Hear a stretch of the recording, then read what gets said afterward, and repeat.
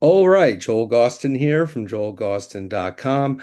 I'm very happy to welcome the seventh member of Public Image Limited I've interviewed over the years, and the fifth to appear on this podcast.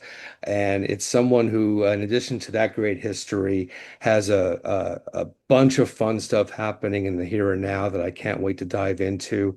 But without further ado, it's my great pleasure to welcome Mr. Bruce Smith. Bruce, Oh, good to thank have you you. here. I'm very happy to be here. Thank you so much. Yeah. Oh, it's my pleasure. I'm very excited to have this chat. Um, I know we have a lot of things to get into circa right now and in the coming weeks. There's a great new project I'm really excited to talk to you about. But I figured before we go any further, I wanted to address sort of the low-hanging fruit here. I guess it was late last year, if I'm correct, you left Public Image Limited.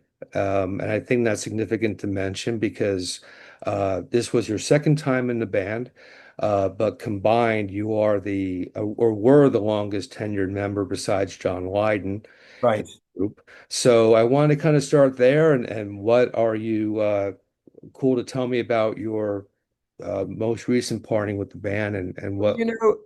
we had just in fall of 23, actually, in the fall of 23, late summer and into the fall, we did quite a long tour in Europe. And that was to support a record, the last album that we'd made, um, which we'd recorded in England the year before. And so that came out, and so the tour we did, and it was quite a long European tour, and it went extremely well. I mean, I know that they recorded a lot of those shows, and I hope that at some point they you could put out a live recording because a lot of it was really good. Um, and so during that tour, I there was a sort of pivotal moment when early one morning I was on the bus making some tea early. I tend to get up early. Some other people are up late. Um, and I just had this sort of feeling like, yeah, I feel as okay. I've done this for a long time. And my point being here, this wasn't because there was some big falling out between myself and John or Lou and Scott.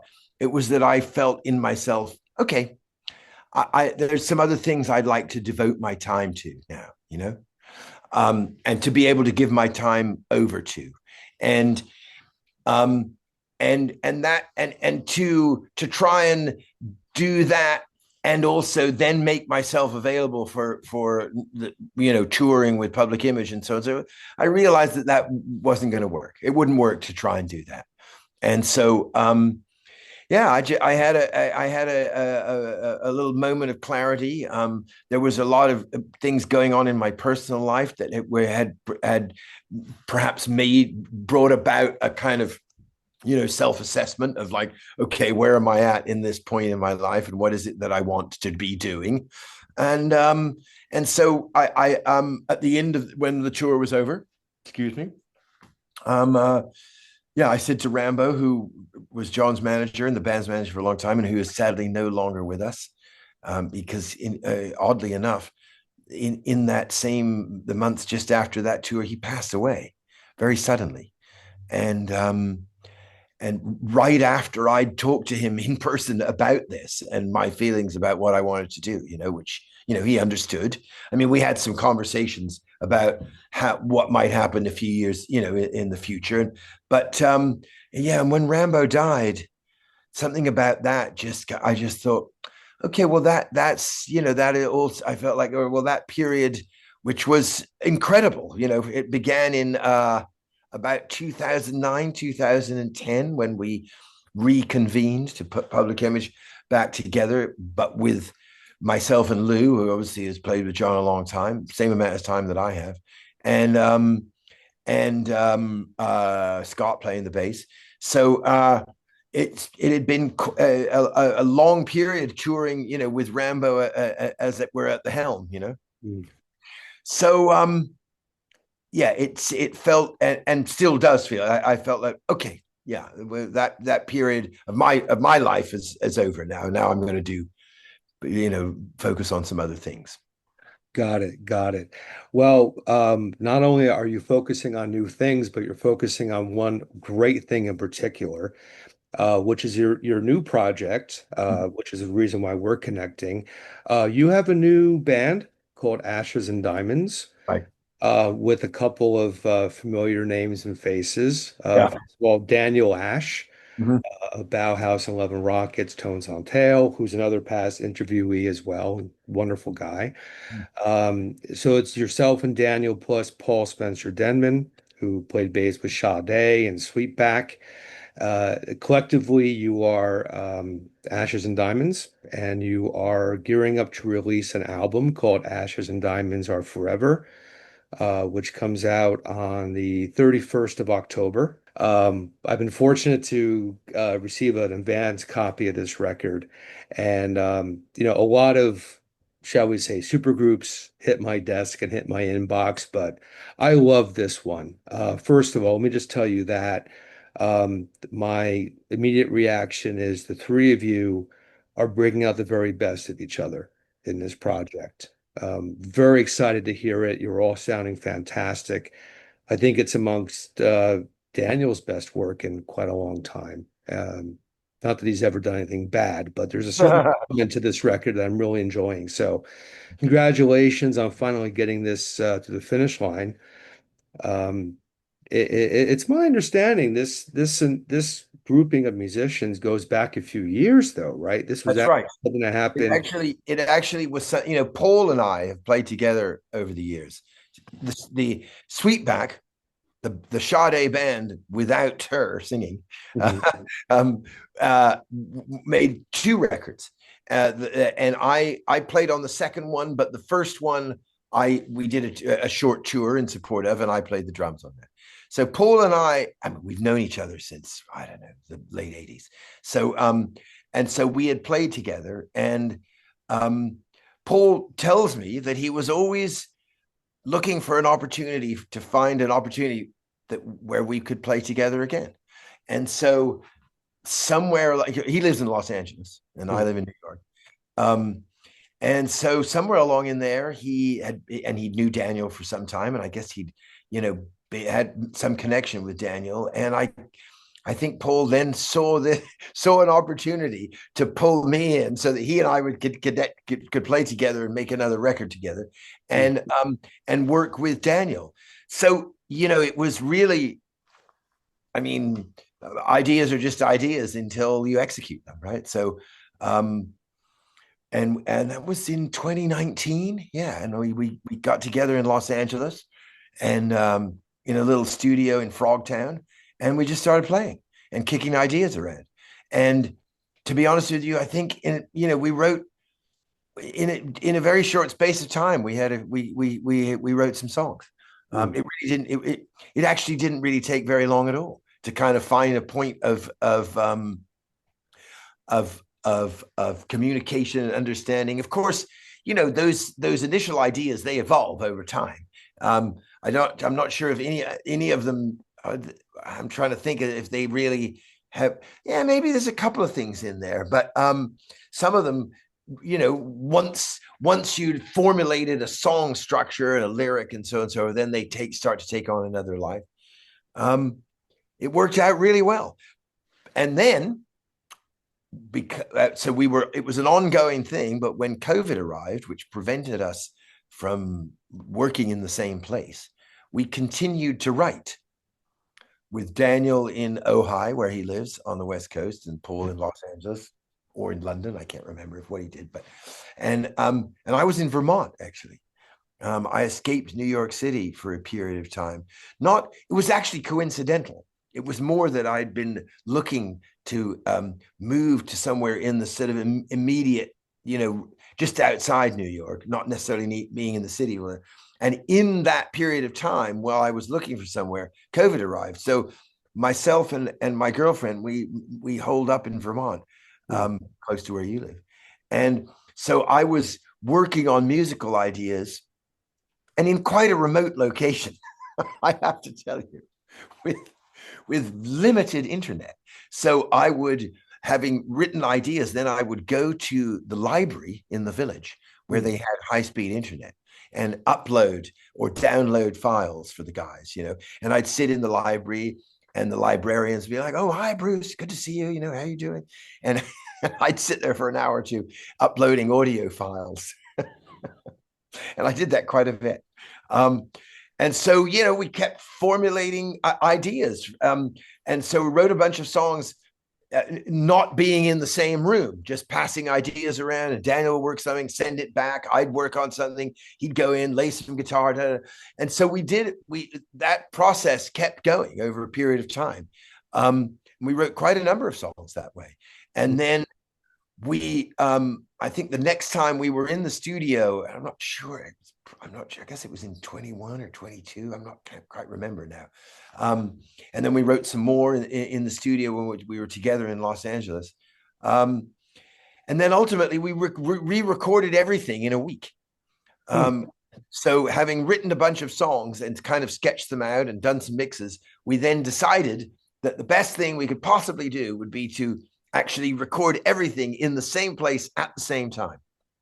And that's what we did in 1 week, in a studio in Los Angeles that's actually owned by Johnny Depp, which I guess it sort of functions partially in a commercial way, but it's a great little studio. And so that worked out extremely well. And I think that isn't always something that you get an opportunity to do when you don't have enormous budgets at your disposal, which we don't, and we did not. So getting the chance to having rehearsed the songs and then go in and actually play them and record them one time, I think that it really helped tremendously to give the record the depth and the character that it has. Yeah, I would agree. Certainly post-COVID, we're in the age now of studio projects where people are trading tracks and, you know, create Insta albums, right? But to my ears, as great as some of those things are, there is a certain element where you're missing that feeling that everybody's been in the same room, and there's something special to that. Convenience is wonderful, especially if people are disparately located, but I agree. And I think that collective vibe comes through on this record, Oh, where, good. some other collaborative projects don't always have that sensibility to it. I think, And I mean, Daniel is somebody who is really, he, and I'm, getting a little bit more of an understanding of how he works, that, he really very much reacts to the moment. right. So what he played today, he might do something different tomorrow, and definitely something different the next day.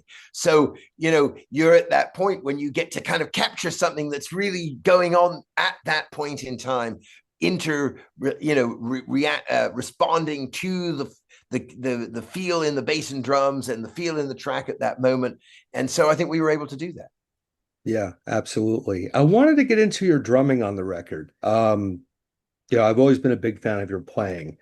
And what I found interesting on this record is you seem to have an interesting mix of organic and programmed drums. Yeah. So let's get into that a little bit as far as your approach to melding the two and how you went in that direction versus doing one or the other. Okay. Well, I have since the advent of the drum machine, I learned how to program a drum machine the moment I was aware of it. I'd had something of a moment in a studio many years ago, recording the first record that my then wife at the time, Nena Cherry, the singer, her first recording was made for Fourth and Broadway, which was part of Island Records. And if you can find it, it is a version of Stop the War by Edwin Starr. Hmm. You can probably find it online. I'm not sure you'll find it. It's kind of a great record. So we did a version of Stop the War. And in the studio, the producer, a gentleman named Joe Blocker, who's made a lot of great records. And he used I think it was a Roland, might have been a Lindrum. No, it was a Roland. And so he used the Roland for the basic beat. And then I was asked to overdub a tom tom pattern. And what happened, Joel? We're talking, this has got to be 1981, Mm. 82, maybe 82, perhaps, right around there sometime. Yeah. And anyway, and I'd had very little experience at that point of working with drum machines. I'd been playing with the pop group and Rip Rig and Panic and a lot of very wild improvised music and great music. So what happened was I couldn't I couldn't stay on top of the beat. And Joel Blocker, the producer, called me into the control room and we listened to it. And he said, "You're not on top of the beat." And I said, "I know." He said, "But you will be. You just need to understand that this is what's going on now in relation to the use of the drum machine.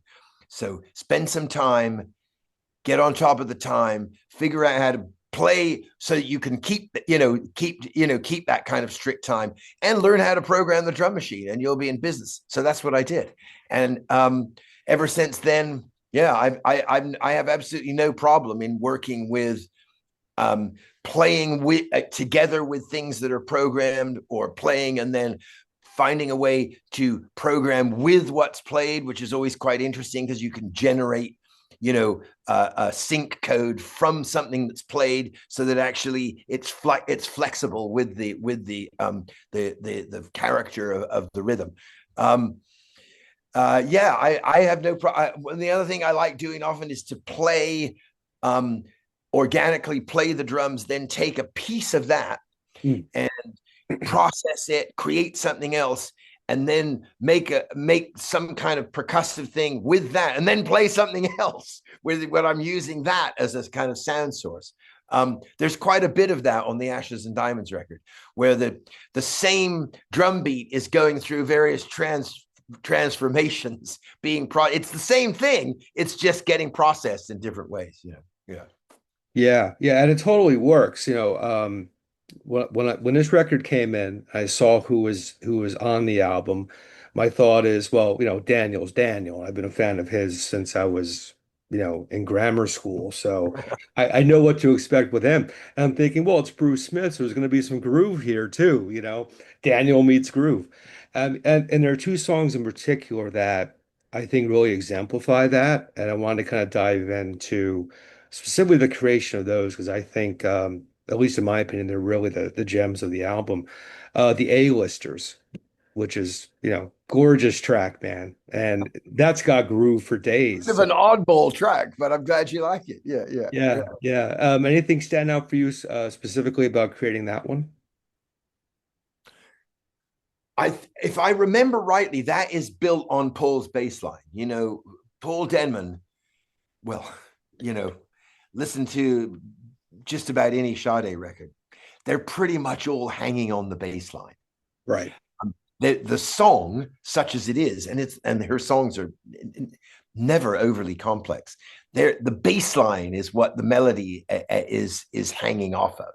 So he is really a superb creator, player of like melodic bass parts. And so that is started with his bass line. And then, yeah, we sort of, worked up the rhythm. And again, I think it had a sort of programmed part, which worked. But then in the studio, I played a version of what the programming was. And then it immediately started to have another kind of sort of sinuous kind of quality. Some of the programming is still in there. It's still kind of, filtering in and out of the track. So, so it took on, again, another kind of quality. Yeah. Yeah, absolutely. And And I mean, Daniel, I remember when he wrote that, he was like, I'm not sure if you're going to like this, but just give me a chance. he said, I've got this idea, so just give me, I just want to try this out. And again, it's quite a moment in time, the way it's delivered, and so it's the atmosphere of it. Yeah. yeah, great track. Thank you. Another standout to me is aptly named On. Yeah. Love that track. Love Yeah, that it's track. really great. Was that sort of a track put together in a similar way, or did that come from Actually, what different? happened? Daniel pretty much he did the track at his house in his studio. He actually played the bass part was is his bass line. So he had a like a little drum loop, and he played the bass line and sketched out the vocals over it, and then um, sent it to me and to Paul, and Paul was like, the bass part's fantastic. We kind of developed it a little bit, but basically stayed with the line, and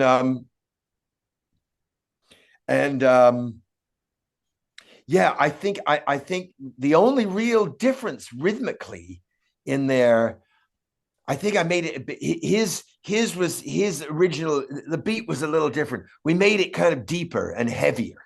Hmm. Um, so it kind of just sits down a little harder than he had originally. But otherwise, it's his original bass line, and the vocals are in the. He pretty much wrote it himself, and then we just sort of developed the music a little bit around that. Yeah. Yeah, it works. It Oh, works. thank you very much. Yeah. Uh, Yeah, I really love that tune. It's a really atmospheric track. And again, that took on it. It took once we were in the studio. It took there was program parts, but we ditched the program parts and just kept in. I guess there's some percussion in there, um, and I think once we had the feel, we pretty much played it almost right through. I've got a feeling I did that in one take with mm, the bass. I think so. Paul might have redone the bass after we had the drums, but I have a feeling afterwards. I remember him saying, "That's it. That's it. You got it. We're done." So, and which, in this day and age, I mean, here's the thing, Joe. I started making records when we did record to tape, mm. and I was making records with the pop group, and so you had to do multiple takes. Occasionally, we might edit the master. That was always a lot of fun. You'd be slapping little bits of tape together that were hanging on the studio wall. But but so I have no problem in playing from the beginning to the end. I know this day and age, okay, let's take that chorus. Okay, we'll take those two bars and we'll slap it all together, and the listener will really never know the difference. But you know, I got no problem with playing from the beginning to the end. I mean, the advantage of doing that is that then you can actually visualize as when you're playing. Okay, I'm going from here to there, and then I've got this thing. I'm going to lead into that section in the bridge. I'm going to lead it, or whatever it is, and you can play an entire part. Mm. Um, you may go back and dub some things, but if you can get it as one take, all the better. Yeah, absolutely. So you've got this album finished after all this time. All this begs the question. Obviously, the album is a few weeks away, but where does it go from there? Do you see this thing moving on to the live setting or future music beyond this point? What do you envision for this moving forward? But I mean, we have so much music. I mean, I would say that we could probably do another 12 or 15 songs at any given moment. So we've got a lot to pick and choose. So there's definitely this. I mean, I feel it took a while to get to this point, as it does in this current time. But I feel that in some ways this record may be just our first sort of calling card, because I think there's a lot more to come.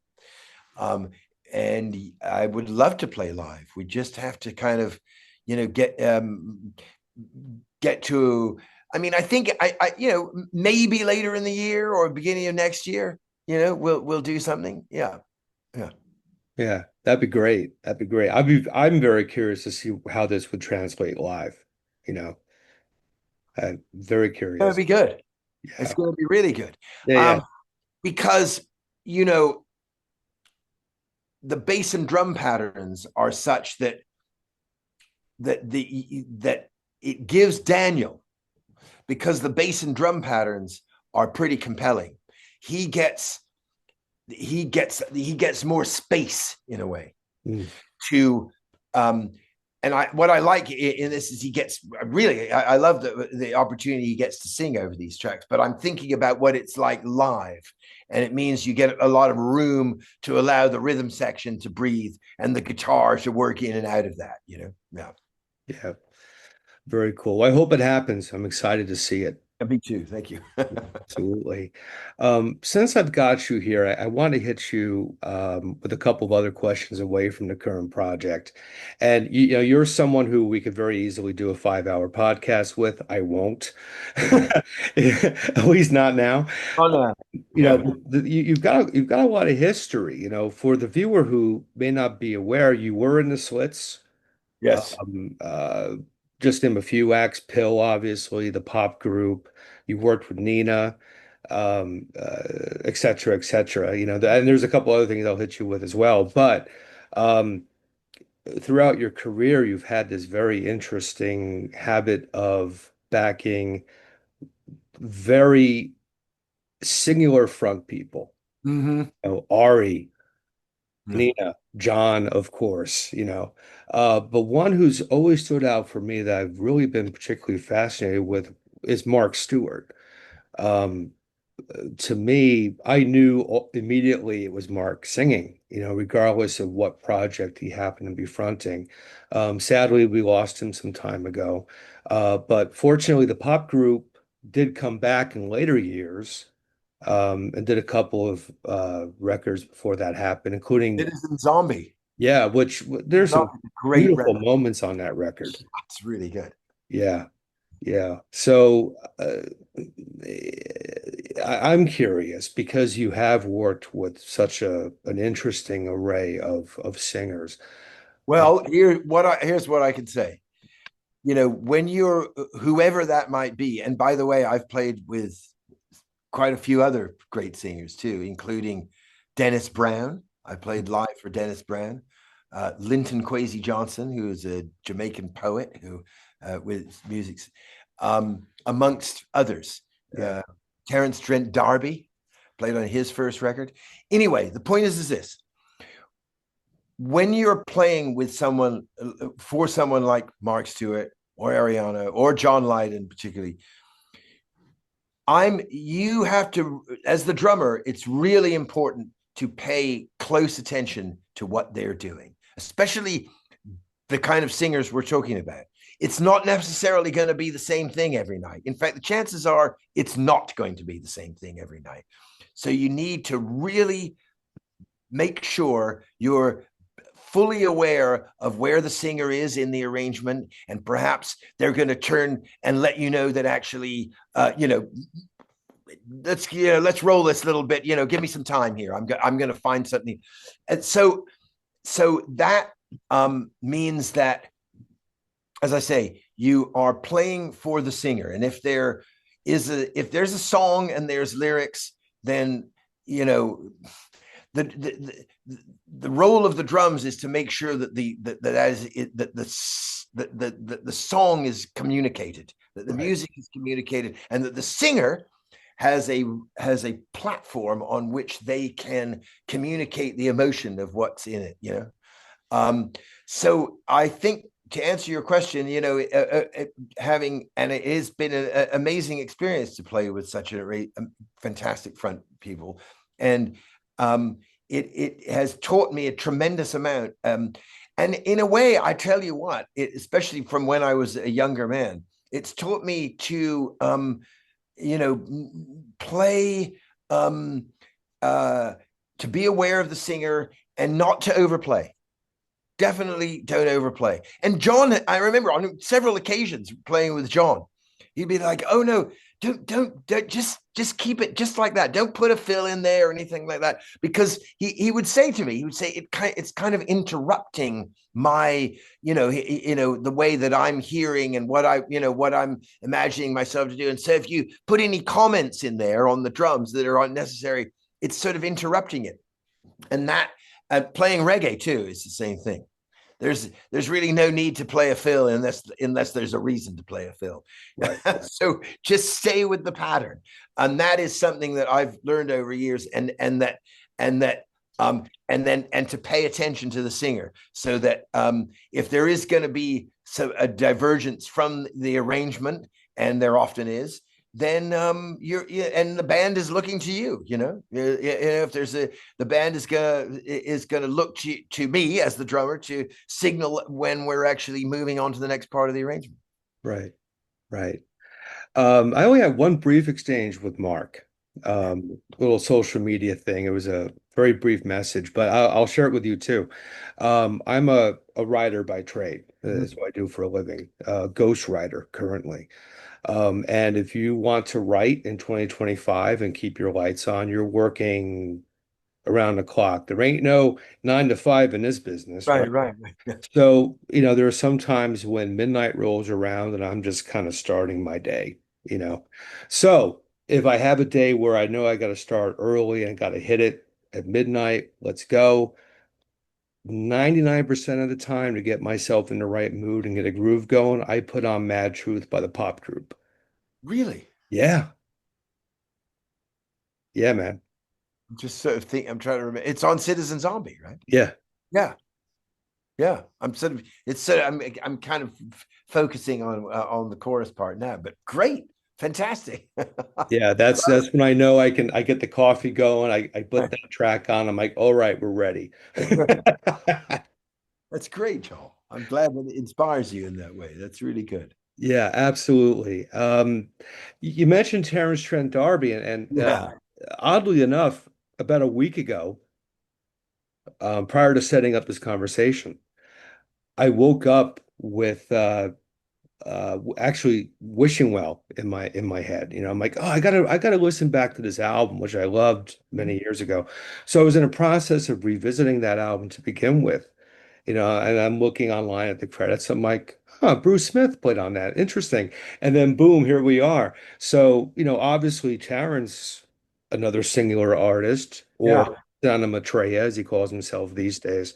Um, what can you tell me about that experience? Because my opinion is he was somebody and remains somebody who should be infinitely more acclaimed than he is. I totally agree. And I actually I don't really have an opinion on why that's the case. I don't really know. Um, I agree with you. Um, that record, that was his first recording. Yeah. We recorded "If You Let Me Stay" was the single. It was the big hit, which we did, all made in London. The songs were written, or many of them were written by my friend Sean Oliver, who was a bass player, we played together in Rip Rig and Panic, and Sean and Terry wrote a lot of those songs together. And yeah, we did of "If You Let Me Stay." I can vividly remember the producer clicking down on the mic to the studio saying, "Okay, Bruce, take 25 on this one." On this one, the fill you did after the first don't do that fill there, but do that after, da da da. Okay, and then okay, and that was an example of what I was telling you, which we were going, recording takes from beginning to end, and that was certainly quite a thing. But and I think the band were playing on every single take. It wasn't just me on my own, Ooh, which is much more common these days. I think that, yeah, the rhythm section, I'm sure, I think everybody was playing. So it was like 25 or more takes of everyone playing. Yeah. And him singing. In fact, Joel, we actually went up a half step. He changed the key during the recording process because he wanted to push himself harder. So mm, somewhere in the middle, he was like, come on, let's go up, whatever key it was in. We went up a half step. So the high notes, of which they are extremely high, and that was really, he's got that high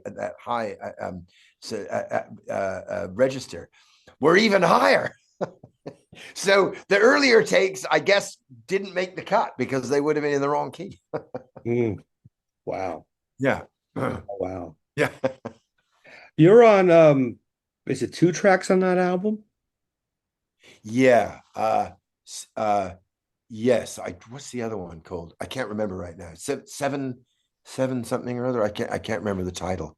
Yeah, but yes, I am on a couple of things on there. Yeah. Yeah. Yeah. Yeah. A great listen even now. I mean, he was something else back then. Mhm. It's just oddly enough, I was just playing that record the other day and I'm like, okay. Bruce Smith, connection, you Have know. you ever heard Dusk by the? I have. Yeah. Yes, I play on that record too. Yeah. Great album. Yeah, I play on several. I play on Helpline Operator and a couple of different things. I can't remember the name. And again, Matt Johnson, another spectacular front person who I never got to play live with, but that was really enjoyable playing on that record. Yeah, interesting songwriter. He's got that talent to write a song that is timeless. Hmm. For example, The Beaten Generation. You listen to that song in 2025, it's as relevant, if not more relevant now than it was in 89. You know, he's got that gift where no matter what he's saying, it's, can speak to any generation. Right. I'll listen to it. Yeah. Yeah. So he's, definitely got that spark to him. Um, Another topic I want to hit with you, because to the very best of my knowledge, you're the first person who's been on my podcast I can ask this question to. Okay. What was it like appearing on the Young Ones? The Young Ones. Was that with Rip Rig and Panic? Yeah. I can't. Am I in it?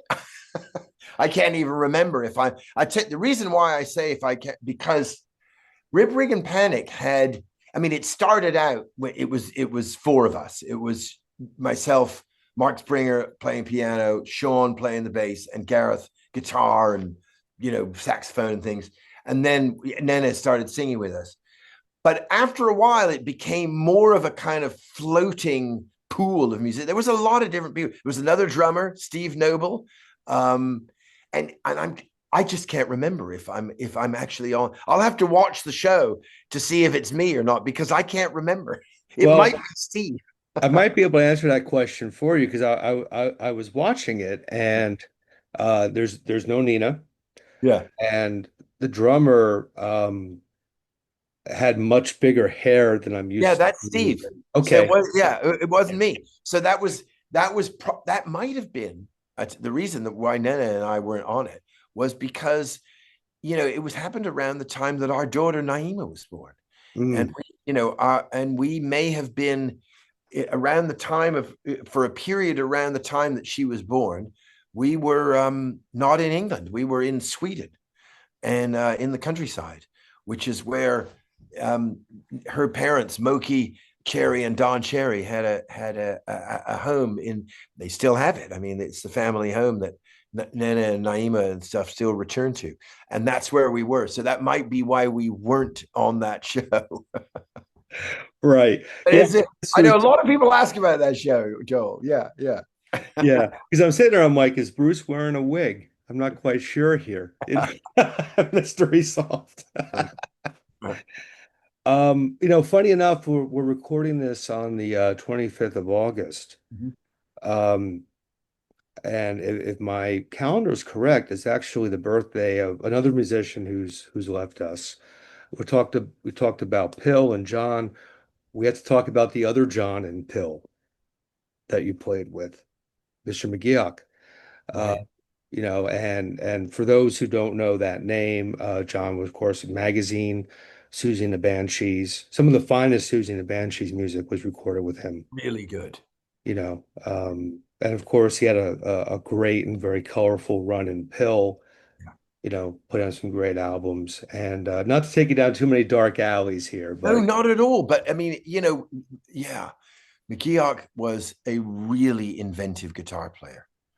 And yes, you've just, between those recordings, both with probably, yeah, the magazine records and those Susie tracks that he co-wrote and played on. I mean, they're so original. mm, They really are. Yeah, John was a when we what happened was that when Lydon had made Album mhm. and then he came to England. Of course, Album was made in New York with all session players. It was made with Laswell producing, and I mean, an incredible cast of players. Ginger Baker on the drums, Steve Vai on the guitar. A lot of people don't even know that, but some of his best work, in my opinion. And so then Lydon came to England and to put a band together to make a tour. And so that's how, we got together, with McGeoch and myself and Lou Edmonds. So we had two guitars, which was in some ways, I mean, it worked for a period, I think, with Public Image because of the nature of the songs, but it did ultimately, I think, two guitars for me with John Lydon singing. It always did feel a little bit like a kind of square peg in a round hole because, Lydon's a pretty unique singer, and the scope for harmony, it gets more difficult when there's two guitars. When there's just one guitar, you can leave so many more things open, so he's not getting cornered by and so you can kind of move between this key and that key. And many of those earlier, it's Keith Levine too, those earlier Public Image records are like that. They're kind of, well, it's sort of in this key, but it could also be in that key. That's hard to do when you got two guitars. Much harder. Yeah.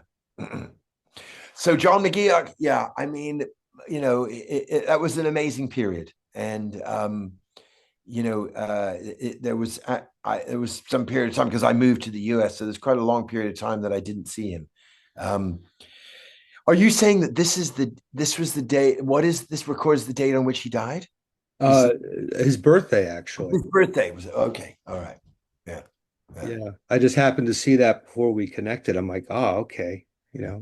A lot of interesting connections leading up to this conversation. Yeah. Which is great and speaks to the sort of history you've been fortunate enough to have, a lot of great records over the years. And what's really exciting for me, knowing your work, is the fact that it's 2025. And I've had some guests on the podcast where it's a bit like the VFW Hall in the afternoon. Remember what we did 40 years ago? Oh, yeah, wasn't that great? But it's nice to talk to somebody in the here and now who's got momentum, who's got things moving forward. Thank you. And I think if there's one thing I would like to say, that is really important for myself and Daniel and Paul. Right. We made a lot of records, but none of us are content just sort of sailing off into the sort of middle distance, and hopefully we've still got some contribution to make. I think what might be an interesting thing to add here is that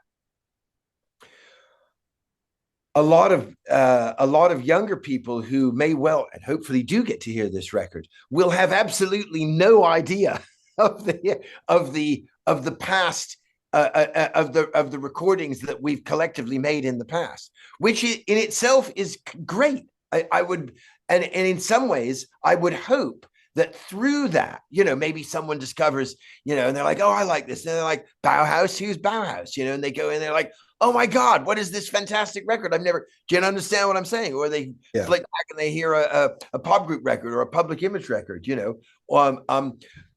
or, I mean, I can't imagine there's few people who haven't heard of Sade, but there are probably some people in their 20s might have only ever heard a remix. They've never heard the original track. So, it would be really exciting for that to have that happen and people to be able to kind of connect those things and realize that actually the music that we have made and hopefully are still able to make, has its root. It has its root. It's the root of it is in quite a cultural past. And what's interesting about working with Paul and Daniel is that even though we are coming from quite different places, our musical history and the era that we shared, that we grew up in, so to speak, in the UK is very similar. And so we were in the same years of our lives, getting into bands and making music with all that, surrounded by everything that was going on, which, uh, um, the Sex Pistols loom large over over a lot of this, as do many of the other bands of that time, and the other bands that were in New York City at the time. So because they had such a huge bearing on all of us. Yeah. So I would hope that maybe there's a way in which younger people who hear this and maybe get excited about it, then get introduced to some of those things. Yeah, yeah, that's a great point, and kind of how I discovered all of you individually, because my initial introduction to you and John was the Seattle video with PiL, Right. in '87 when I was 10 watching MTV. Then I discovered, you know, this funny looking guy on vocals had another band. Okay. And then of course my world exploded when I discovered them. But, same thing with Daniel and Bauhaus. I knew of a band called Bauhaus, but hadn't heard them. My introduction to Daniel was the summer of '89 was So Alive. So it was that sense of discovery with the current activity. And to me, that's always the most important period of time, especially if you're still in the game, you have to evolve and you have to put your best material out or as very best as you can make it in the here and now. I think so Joel Biafra says, the what's even worse than living in the past is living off the past. Oh, well said, Jello Biafra. Yeah. Yeah. Exactly. Yeah. So, like I said in the very beginning, what really excites me about this project is it's a fresh sound.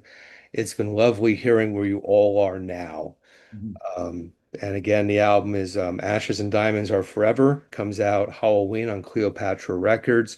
Anybody viewing this who knows the individual members' past work, I guarantee you this not only meets it, but often exceeds it. This is important music to check out in the here and now. And I hope you take this on the road. And we're not terribly far from one another, so hopefully I'll get to see you when you hit, this neck of the woods with the hopeful tour at some point soon. Thank you, Joel. I hope so too. Yeah, I hope so. I look forward to meeting you. Yeah, thank you. Likewise. In the meantime, all the best to you and everyone else in the project, and good luck with the album. And our paths will cross again soon. Thank you, Joel.